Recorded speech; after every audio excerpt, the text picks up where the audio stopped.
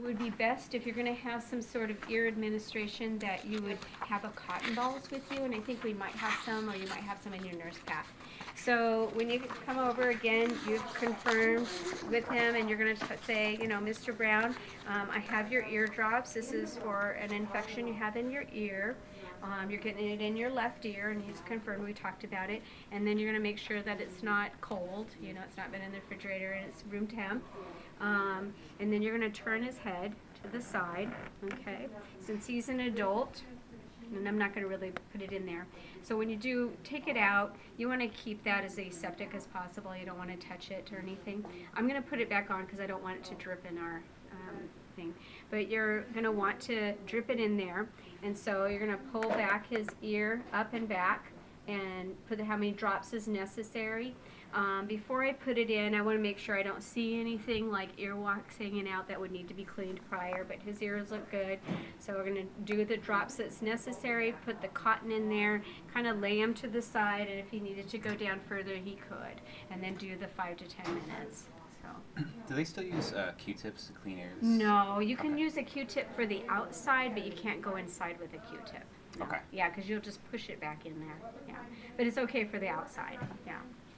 So, if he needed to have the other side done, maybe what I would have done is wait those few minutes and see. Again, it would have been planning. If I know both ears need to be done, and he took his pills, I would do this side, and maybe he has a wound or something. I could go take care of that while I'm waiting, and I'm still in the room.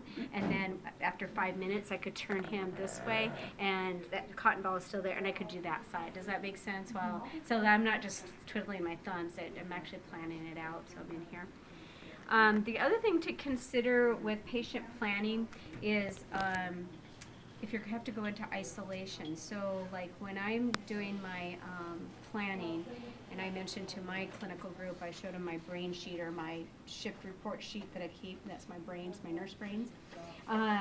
I'll figure out what meds people have in patients, and because you usually have 4 or 5 patients, so you want to plan this out.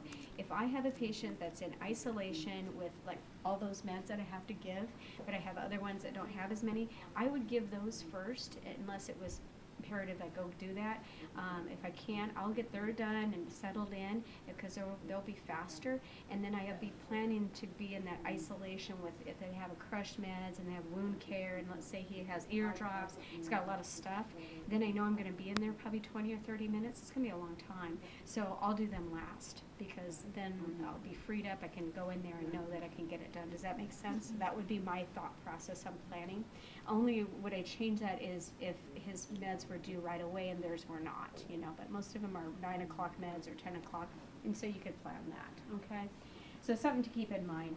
So we did the ear, I think that's about it on the ear, okay? Okay, so let's do